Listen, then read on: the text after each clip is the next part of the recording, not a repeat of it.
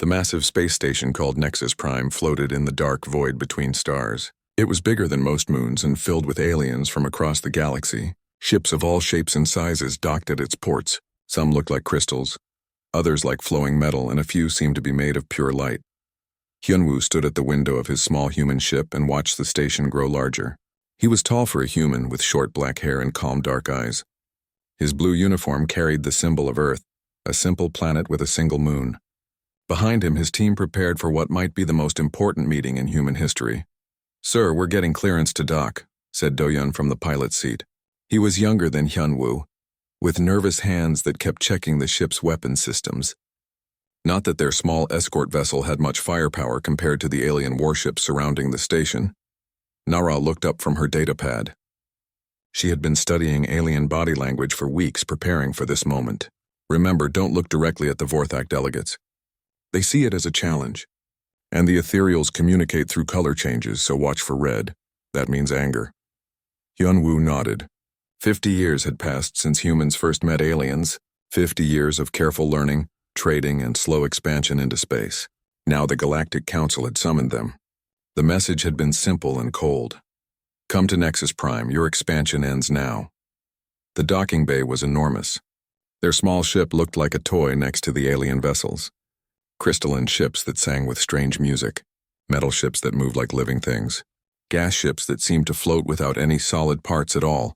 Security robots escorted them through the station.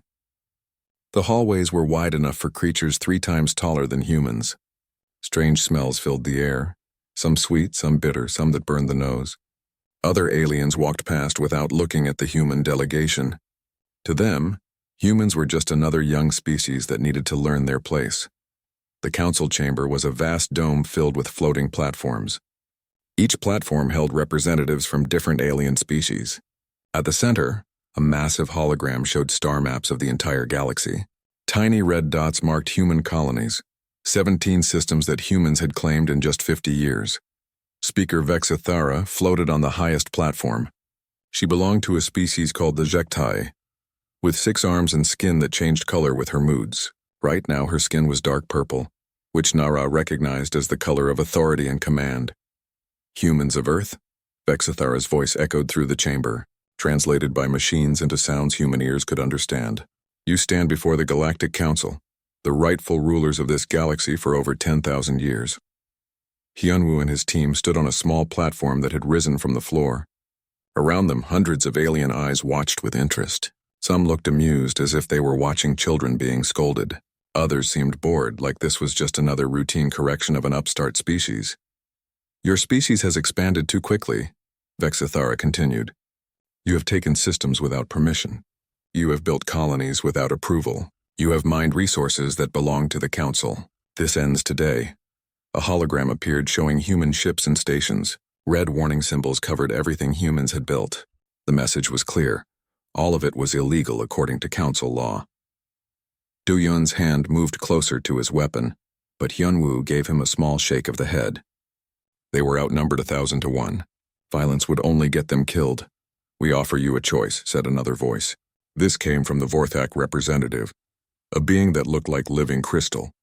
When it spoke, musical tones filled the air. "Submit to Council authority and we will be generous." The hologram changed to show a much smaller area of space. Only 3 star systems were highlighted in blue, the systems the Council was willing to let humans keep. 3 systems, Vexithara explained. Limited mining rights. Technology sharing agreements where we guide your development. In return, you accept Council law and Council authority over all your actions. Nara watched the alien body language carefully. The Vorthak representative's crystal body was glowing brighter, which meant confidence. The ethereal delegate had turned a soft gold color, showing satisfaction. They all expected humans to accept this deal. "And if we refuse?" Hyunwoo asked calmly. The chamber fell silent. Several aliens made sounds that might have been laughter. The hologram changed again, showing images that made Do-yeon step backward in shock. Dead worlds, burned cities, ships floating broken in space. The Kethamori thought they could resist Council authority, Vexithara said. That was 800 years ago. Their homeworld is now a monument to the price of defiance. More images appeared. Species after species that had challenged the Council and been destroyed. Some had been wiped out completely. Others had been reduced to primitive tribes on small worlds, their technology taken away, their expansion stopped forever. "The choice is simple," said the crystal being. 3 systems and life or total destruction. Around the chamber, alien representatives watched with the same expression humans might have when watching ants being given a choice between moving or being stepped on. This was routine for them. Another young species learning their place in the galaxy's hierarchy. Hyunwoo looked at his team. Do-Yun was angry, his face red with fury at the threats. Nara was taking notes, recording everything for later analysis. Both were waiting for his decision. But Hyunwoo wasn't really making a decision. That had been made long before they arrived at Nexus Prime. This meeting was just a formality, a chance to see how the Council operated, how they thought, how they viewed humanity. "We need time to consider your generous offer," Hyunwoo said politely. Vexithara's skin shifted to a lighter purple, showing mild surprise. Most species either accepted immediately or tried to fight immediately. Asking for time was unusual. "You have 24 hours, she declared. "Return here tomorrow with your answer. The Council will be waiting." As the human delegation was escorted back to their ship, Do-Yun couldn't contain his anger any longer. "Sir, they're treating us like children.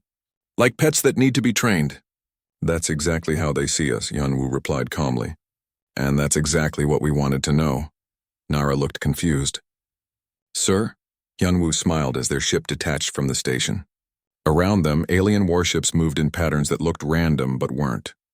He had been counting ships, noting positions, recording everything. "Tomorrow," he said, "they're going to learn something about humans that they won't like. Something they should have learned before they threatened us." In the distance, Nexus Prime grew smaller as their ship headed back toward human space. But this wasn't a retreat.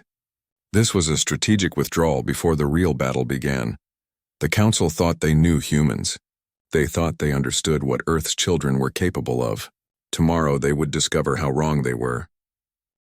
24 hours later, the Council chamber buzzed with quiet conversation. Alien representatives had gathered again, expecting to hear humanity surrender. Some had even brought recording devices to capture the moment when another young species learned to obey. Vexithara floated on her platform, her skin a confident dark purple. Around her, the other Council members waited with the patience of beings who had done this many times before. The Vorthak representative's crystal body glowed softly. The ethereal delegate had turned a pleased golden color. The human platform rose from the floor. Hyunwoo stood calmly with his team, but something was different. Do-Yun no longer looked angry. Instead, he carried a small device that he connected to the chamber's communication system. Nara held a datapad with files ready to transmit. Behind them stood 2 new humans who hadn't been there yesterday. "Speaker Vexithara," Hyunwoo began, his voice carrying clearly through the chamber. "We have considered your generous offer." The aliens leaned forward slightly. This was the moment they had been waiting for. Another species would kneel before Council authority. "We reject it completely." Silence filled the chamber. For a moment, no one moved. Then sounds began. Clicking from the insect-like species, harmonic tones from the crystal beings, color changes from species that communicated through sight. Vexithara's skin shifted to a darker purple, almost black. "You refuse our mercy?" "We do more than refuse," Hyunwoo continued calmly. "We make a counteroffer." The sound in the chamber grew louder. Some aliens were making what could only be laughter. Others showed signs of anger or confusion. No one had ever made a counteroffer to the Council before. "You will immediately recognize all current human territorial claims," Hyunwoo said. "You will establish formal trade partnerships with human colonies. You will treat humanity as an equal member of galactic civilization, not as subjects to be commanded." Now the laughter was obvious. Even species that didn't laugh in ways humans could understand were showing amusement. The idea that these newcomers would make demands on the Council was simply ridiculous. "And if we refuse?" Vexithara asked, her voice dripping with the confidence of someone who controlled thousands of warships. That's when Minho stepped forward. He was young, maybe 25, with quick eyes and steady hands. He activated the device Do-Yun had connected to the communication system. "Then you face the consequences of underestimating Earth's children," Minho said simply. Data began flowing across every screen in the chamber. The aliens fell silent as they saw what humans had learned about them.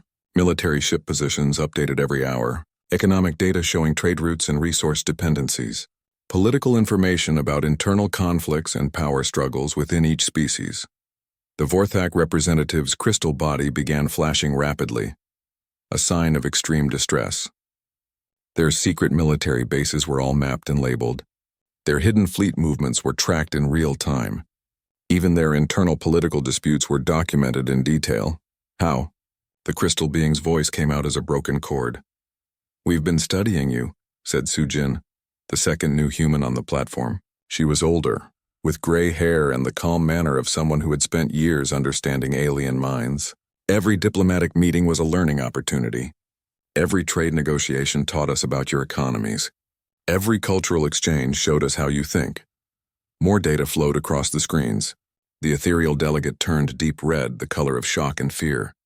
Humans had detailed psychological profiles of every major alien leader. They knew which species were secretly violating their own territory agreements. They had recorded evidence of illegal activities that could destroy several council careers. "You've been spying on us," Vexthera accused, but her skin was shifting to lighter colors, showing uncertainty. "We've been learning from our teachers," Hyunwoo replied. "You taught us that in this galaxy, knowledge is power.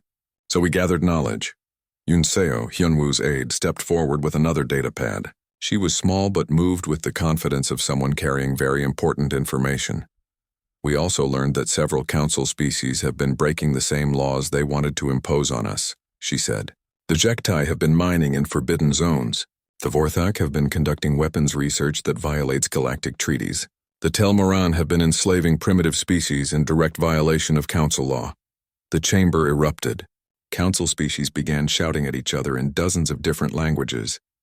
The careful unity they had shown yesterday was cracking as accusations flew back and forth. The Vorthak representative turned to face the Telmoran delegate. "You said those operations were shut down. You have no right to judge us when your own crystal ships are equipped with banned weapons." The Telmoran shot back.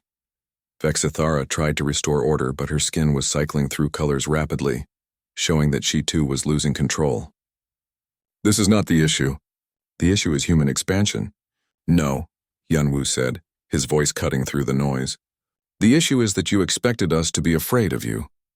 The chamber fell quiet again, but it was a different kind of quiet. This wasn't the calm confidence of powerful beings dealing with a minor problem. This was the silence of predators who had suddenly realized they might be the prey. "You showed us images of destroyed species," Minho continued. "You told us about the price of defiance, but you forgot to ask one important question." "What question?" Vexthera asked, though her changing skin color suggested she was afraid to hear the answer. "You forgot to ask whether we had already prepared for this conversation," Sujin said. New data appeared on the screens. Fleet movements throughout the galaxy, all happening in real time. But these weren't council ships moving to threaten human space. These were human ships previously unknown to the council, moving into positions throughout council territory. "Your reconnaissance networks didn't detect them," Do-Yun explained. "Your sensor grids didn't spot them. Your intelligence services didn't know they existed. We've been placing assets throughout your space for 20 years. The implications hit the aliens like a physical blow. If humans had ships they didn't know about, what else didn't they know? How much of their secret information was actually secret? How long had humans been preparing for this moment? This is impossible," the ethereal delegate said, its colors shifting through patterns that showed disbelief. "Your technology is primitive. Your species is young. You cannot have capabilities that match ours." "You're right," Hyunwoo agreed. "We don't match your capabilities. In many areas we exceed them." The final piece of data appeared on the screens. Technical specifications for human technology that the Council had never seen. Faster-than-light communication systems that worked better than anything the Council possessed. Energy weapons that could disable ships without destroying them. And most shocking of all, evidence of human artificial intelligence systems working alongside biological crews. "Artificial intelligence is banned," Vexthara shouted, her skin now cycling through colors so quickly it was almost painful to watch. "The AI wars nearly destroyed the galaxy. Your AI wars happened because you tried to replace biological intelligence," Sujin explained calmly. "We learned from your mistakes. Our AI systems work with us, not instead of us. They make us smarter, faster, more capable. They don't replace human judgment, they enhance it. The council chamber was no longer filled with confident alien leaders. Instead, beings who had controlled the galaxy for thousands of years were discovering that a species they had dismissed as primitive had outmaneuvered them completely. "You cannot threaten the council," Fexthara said, but her voice lacked its earlier authority. "We're not threatening anyone," Hyunwoo replied. "We're offering you the same choice you offered us. Accept our terms or face the consequences of your decision." "And those consequences are?" asked the crystal being, though its light was now very dim. Minho smiled. It wasn't a cruel smile, but it was completely confident. "You'll have to wait and see. But I suggest you choose quickly. Other species are watching this meeting. They're learning that the council isn't as powerful as it pretends to be. Some of them might start getting ideas." As if his words had been a signal, new reports began flowing into the chamber. 3 council member species had just announced they were reconsidering their membership. Several colony worlds had declared independence. Trade routes that had operated for centuries were being disrupted as local populations questioned council authority. The carefully maintained order of the galaxy was beginning to crack, and everyone in the chamber knew it.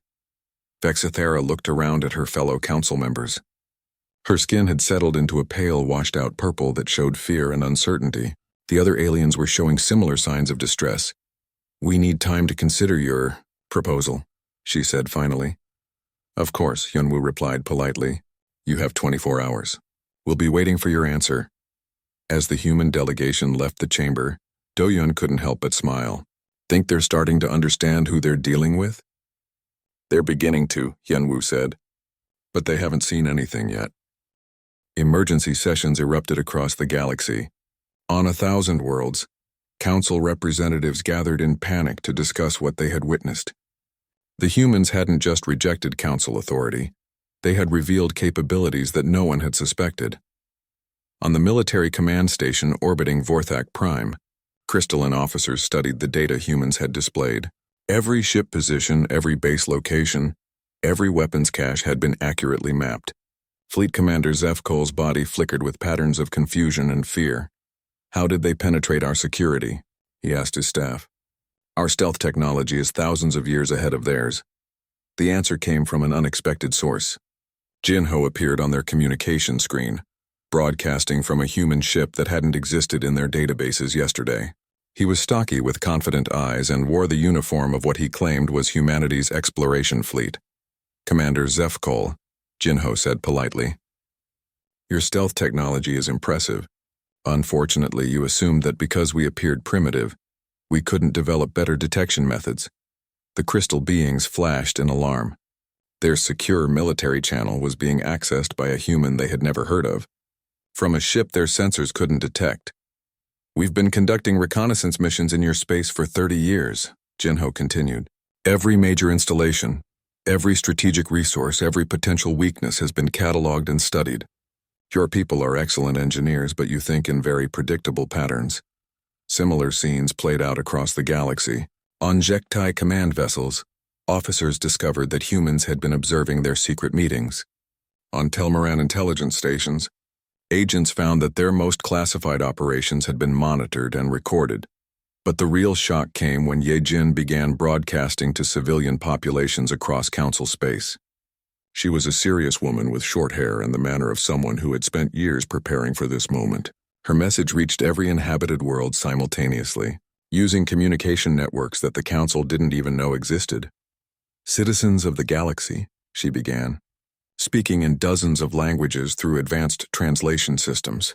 "For thousands of years you have been told that the council protects you, guides you, and ensures galactic peace.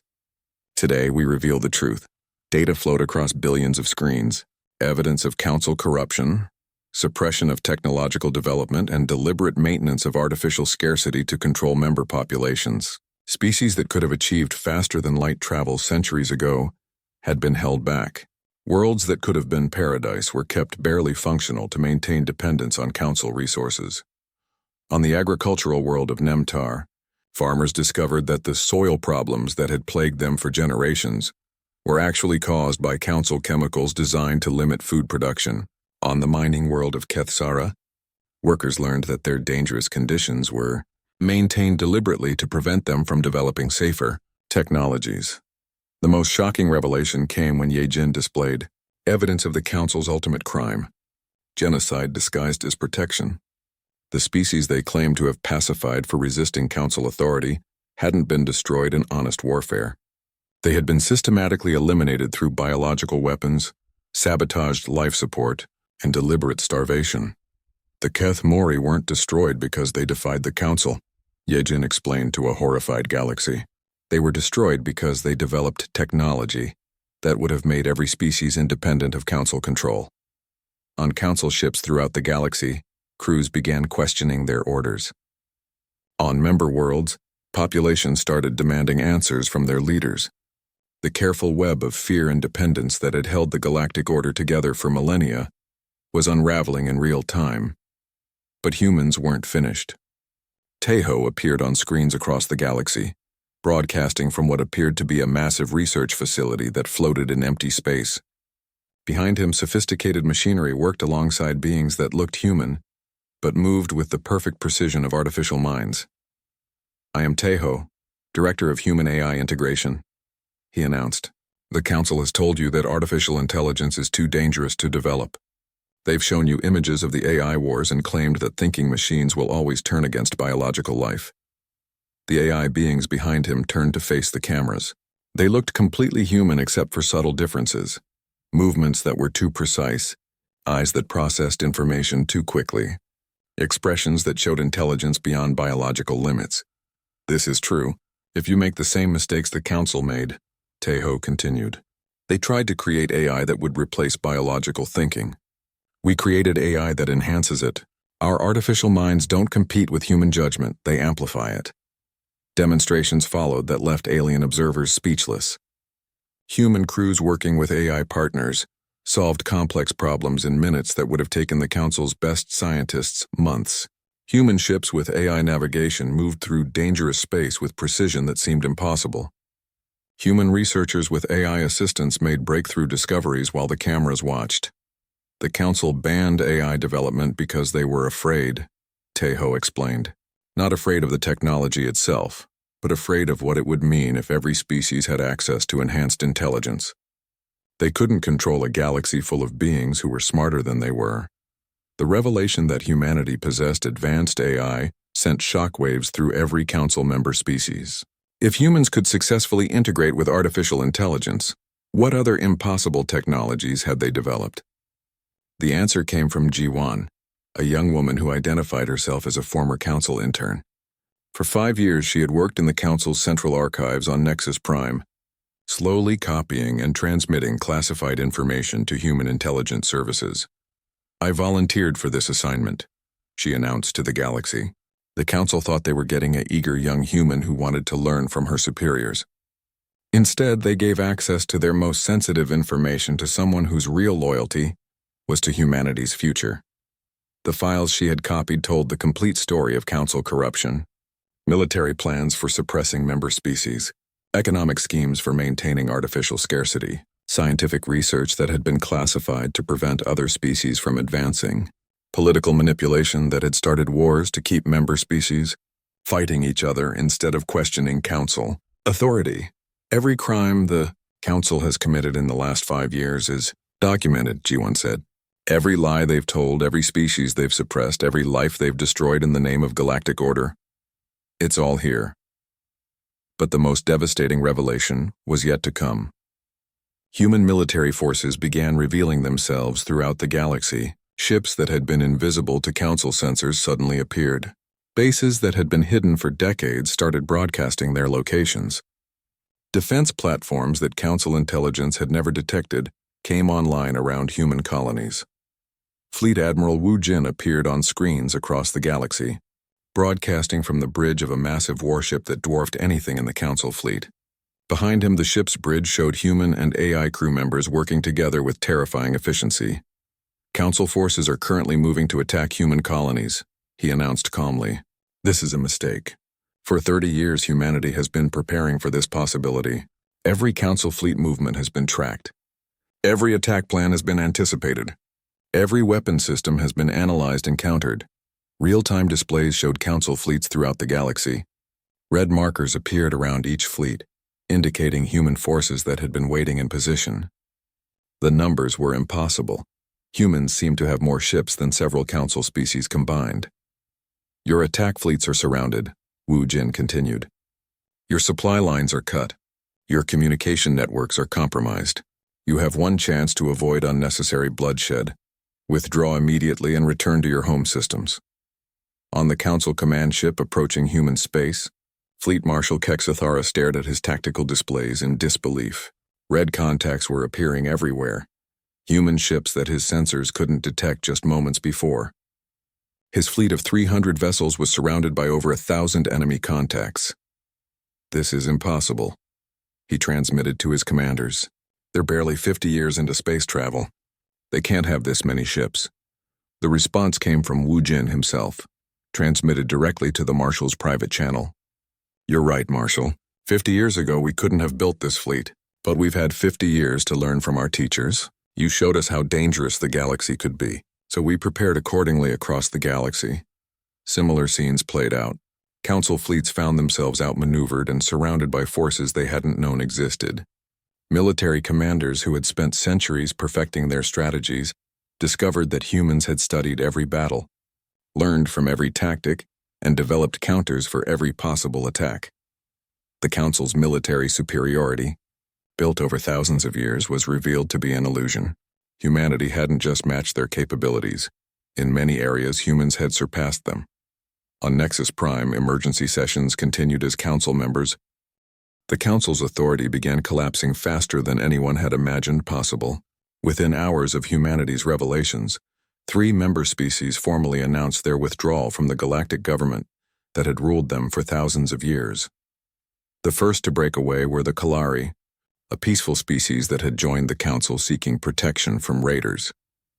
When they learned that the Council had been secretly funding those same raiders to keep the Kalari dependent, their decision was immediate and unanimous.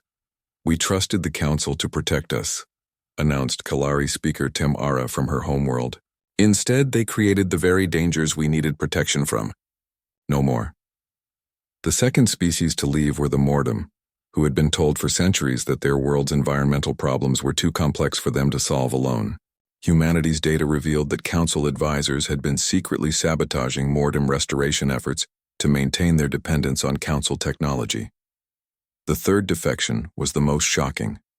The Yothkari had been Council members for over 2,000 years and were considered among the most loyal. But when human intelligence revealed that the Council had been stealing Yothkari scientific research and claiming it as their own, even this ancient loyalty shattered.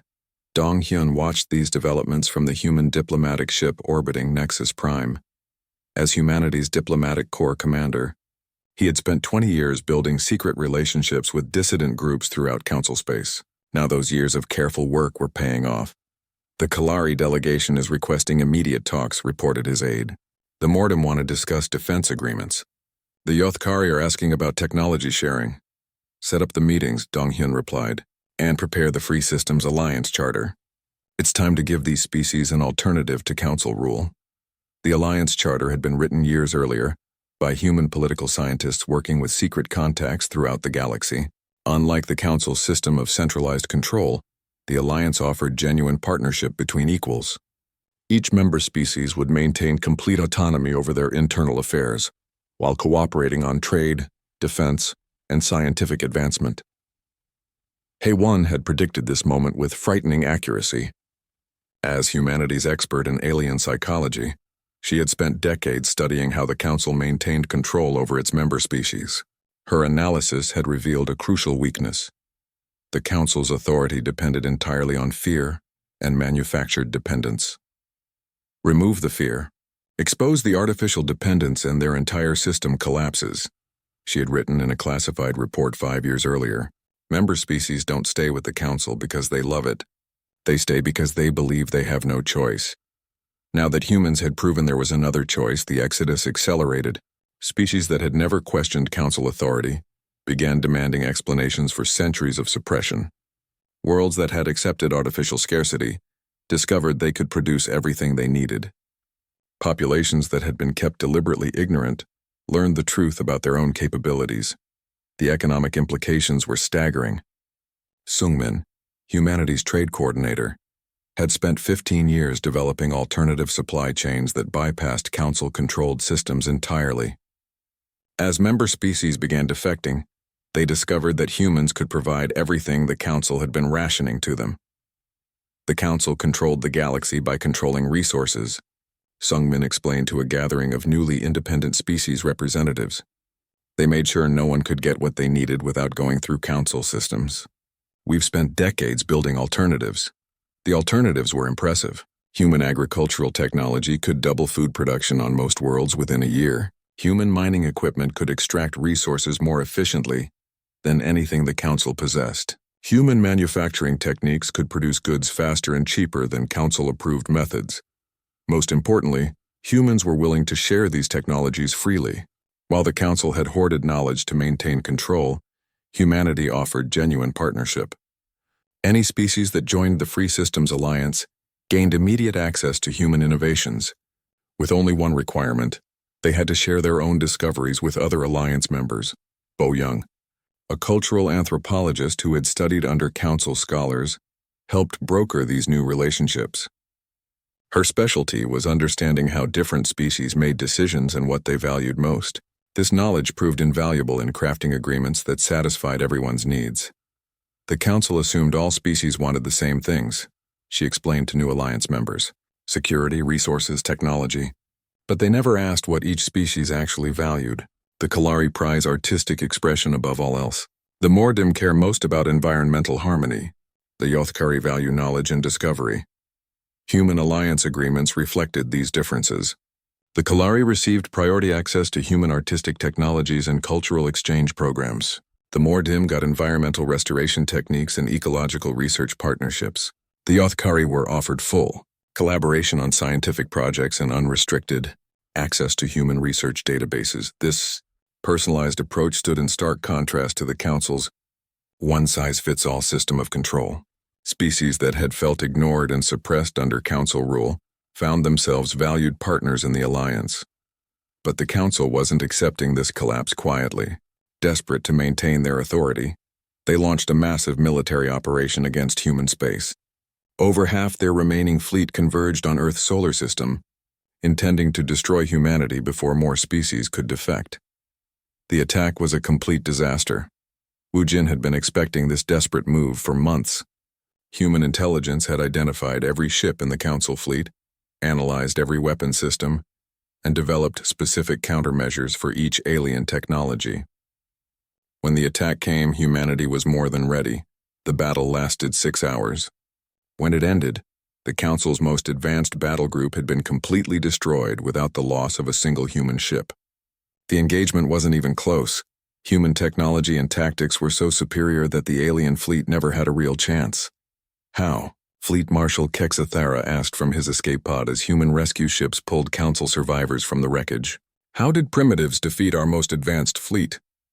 The answer came from Admiral Wu Jin himself, who visited the Marshal in the medical bay of the human ship that had rescued him. "You're not primitives," Wu Jin said kindly. "Your technology is sophisticated, your ships are well built, and your crews are brave. But you've been fighting the same way for thousands of years." He activated a holographic display showing the battle from multiple angles. "You approach combat like it's a formal duel between equals. You announce your intentions, you follow predictable patterns, you give your enemies time to respond. It's very honorable." The display shifted to show human tactical movements. "We approach combat like we're hunting predators that want to kill our families. We use every advantage, every trick, every piece of superior technology to end the fight as quickly and decisively as possible. It's not honorable, but it's effective." The Marshal studied the tactical display with professional interest despite his defeat. "Your AI integration, that's what gave you the edge." "Partly," Wu Jin agreed. "AI-enhanced crews can process information and react to changes faster than any biological brain. But the real advantage was preparation. We've been studying your tactics for 30 years. We knew exactly how you would attack, and we prepared accordingly." News of the Council fleet's destruction spread across the galaxy within hours. Species that had been hesitating about leaving the Council suddenly found their decision much easier. If the Council couldn't even defend itself, how could it protect anyone else? The defections accelerated into an avalanche. Within a week, 7 of the 12 original Council species had formally withdrawn and requested membership in the Free Systems Alliance.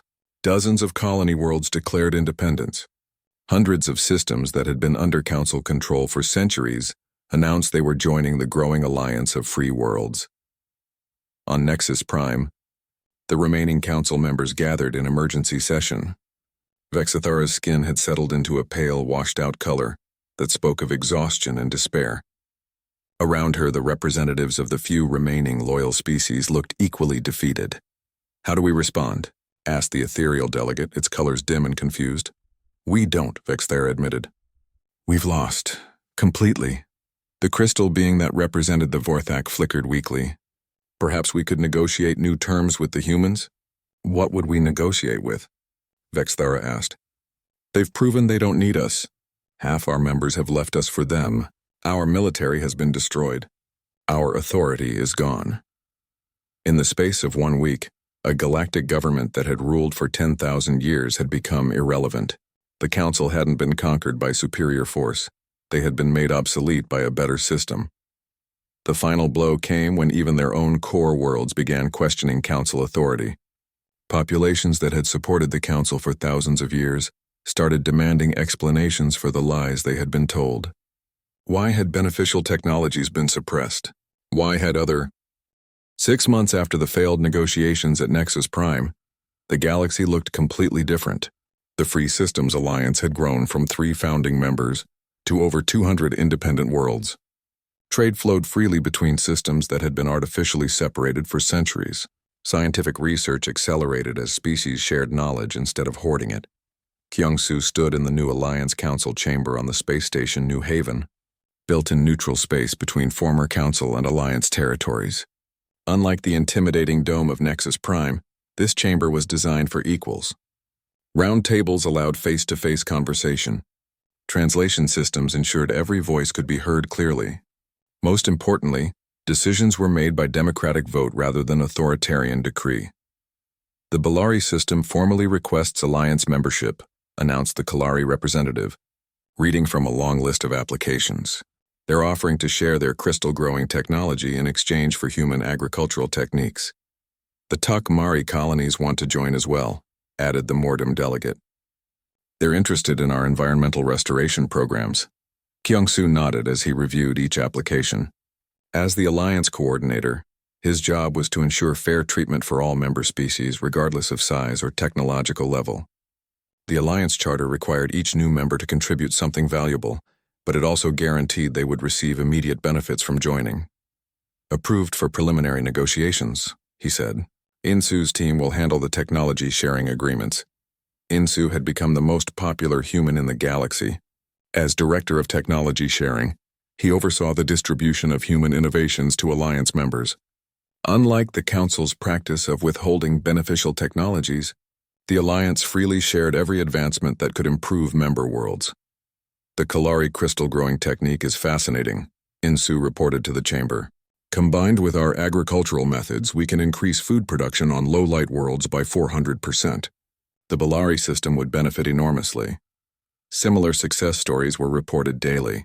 Worlds that had struggled with resource shortages for centuries discovered abundance through Alliance technologies. Species that had been held back by artificial limitations found themselves advancing rapidly through cooperation and knowledge sharing. The medical advances alone were revolutionary. Human nanotechnology combined with alien biological knowledge had produced healing techniques that seemed like magic. Diseases that had plagued species for millennia were being cured. Injuries that would have been permanently disabling could now be healed completely. The Yothkari Research Partnership has yielded remarkable results, reported Dr. Haywan from the Alliance Medical Station. Their biological expertise combined with our nanotechnology has produced treatments for over 300 previously incurable conditions. But the Alliance's greatest achievement wasn't technological, it was social. For the first time in galactic history, hundreds of different species were working together as genuine equals. No one species dominated the others. No central authority hoarded power. Every world had a voice in decisions that affected them. This democratic approach initially worried some Alliance members who were used to being told what to do. The Kalari had been under Council control for so long that their first request was for humans to govern them directly. "We don't know how to make these decisions ourselves," their representative had admitted. "The Council always told us what to do." "Then it's time to learn," Kyung-soo had replied kindly. "We'll help you develop your own decision-making processes, but we won't make decisions for you. The whole point of the Alliance is that every species controls its own destiny." Teaching former Council subjects how to govern themselves became one of the Alliance's most important functions. Human political scientists worked with alien leaders to develop systems that fit each species' unique culture and values. The results were diverse but universally more effective than Council rule had been. The former Council territories presented a more complex challenge.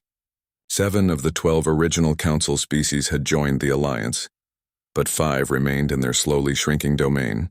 These holdout species faced a difficult choice: adapt to the new galactic reality or remain isolated in systems that were increasingly irrelevant.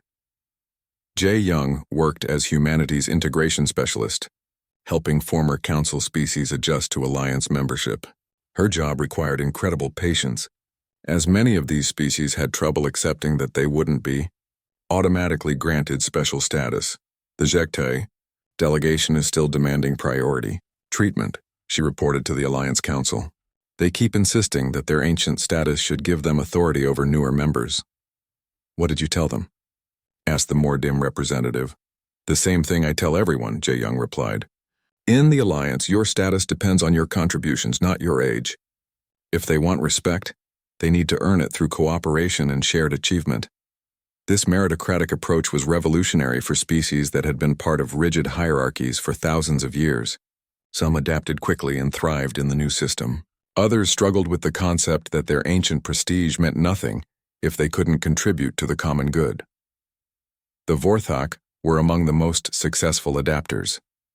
Their crystal-growing technology proved invaluable for construction projects throughout Alliance space. More importantly, they embraced the Alliance principle of knowledge sharing, freely teaching their techniques to other species in exchange for learning human manufacturing methods. "We spent thousands of years guarding our secrets," admitted Vorthok, Representative Zefkol, during a council meeting.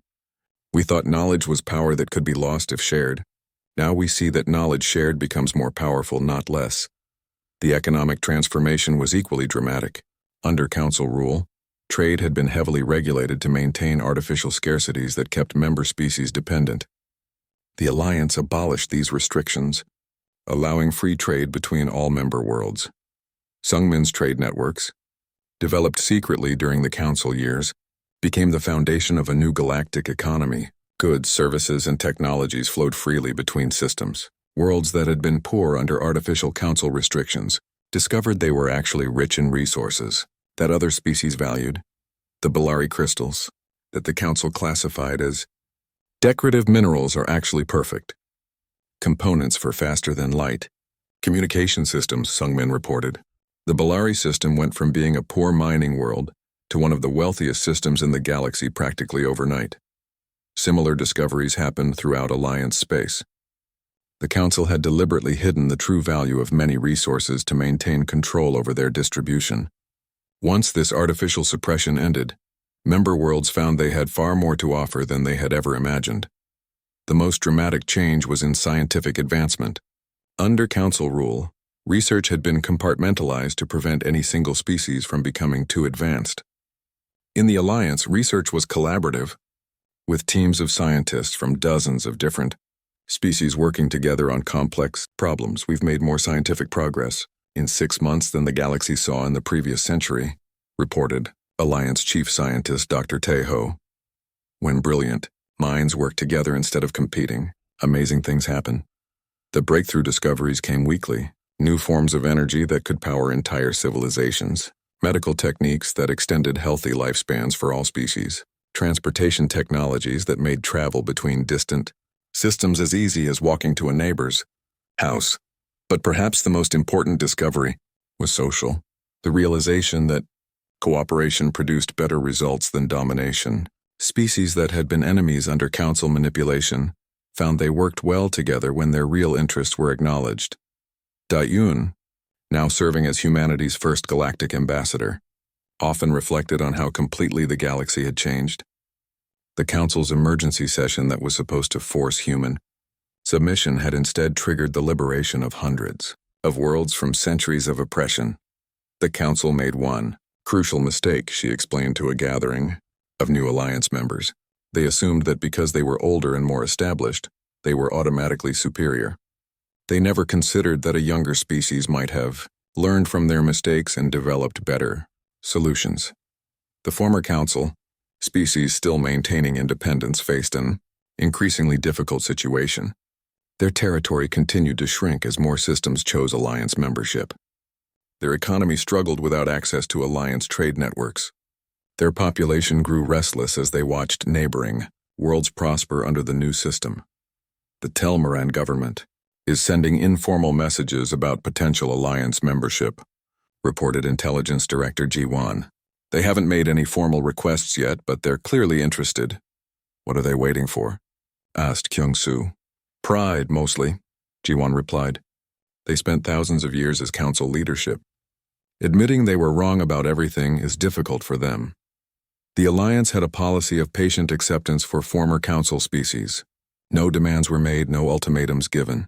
The offer of membership remained open,